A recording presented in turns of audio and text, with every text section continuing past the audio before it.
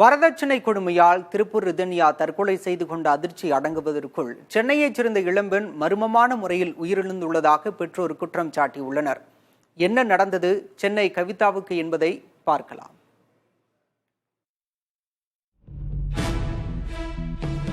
சென்னை கோயம்பேட்டைச் சேர்ந்த இளம் வழக்கறிஞர் கவிதாவுக்கும் திண்டுக்கல்லைச் சேர்ந்த நாகார்ஜுனுக்கும் கடந்த மார்ச் 7ஆம் தேதி திருமணம் நடைபெற்றது. 100 சவரன் தங்க நகைகளுடன் வைர நகைகள், வெள்ளி பொருட்கள், 37 லட்சம் ரூபாய் மதிப்புள்ள கார், ஒரு லேப்டாப், ஆப்பிள் வாட்ச், தனி குடித்தனத்திற்கு 20 லட்சம் ரூபாய் மதிப்பிலான பொருட்கள் என வரதட்சணையாக பெண் வீட்டார் பெரும் தொகையை வழங்கியதாக கூறப்படுகிறது. இந்திய ராணுவத்தில் மருத்துவராக நாகார்ஜுன் பணியாற்றி வரும் நிலையில் மத்திய பிரதேசம் ஜபல்பூரில் மனைவி கவிதாவுடன் தங்கியிருந்ததாக கூறப்படுகிறது.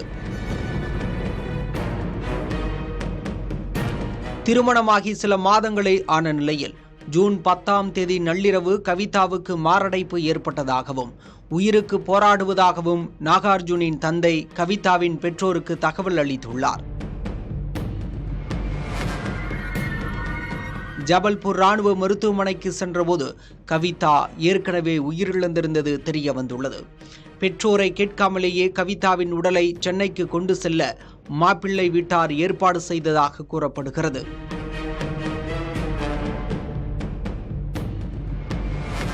திண்டுக்கல்லில் உள்ள மாப்பிள்ளை வீட்டிற்கு உடலை கொண்டு செல்லாமல் தங்களிடம் ஒப்படைத்ததால் கவிதாவின் வீட்டாருக்கு ஐயம் ஏற்பட்டுள்ளது. சடங்குகள் முடிந்த பிறகு நாகார்ஜுன் மற்றும் அவரது பெற்றோரின் நடவடிக்கைகளில் கவிதாவின் பெற்றோருக்கு மேலும் ஐயம் ஏற்பட்டது. ஒரு மருத்துவராக நாகார்ஜுன் கவிதாவுக்கு உடல்நலக்குறைவு ஏற்பட்ட போது எந்தவித முதலுதவியும் ஏன் செய்யவில்லை என கேள்வி எழுப்பும் பெற்றோர் மாப்பிள்ளை வீட்டார் முகத்தில் எந்தவித துக்கமும் இல்லாமல் இருந்ததாகவும் வேதனை தெரிவித்தனர்.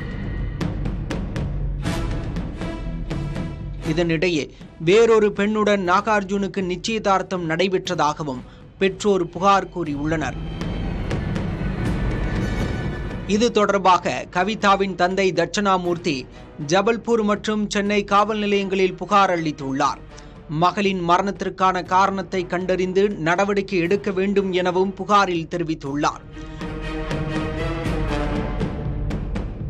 வரதட்சணை கொடுமையால் பாதிக்கப்படும் பெண்கள் 181 என்ற தொலைபேசி எண்ணில் தொடர்பு கொண்டு புகார் அளிக்கலாம்.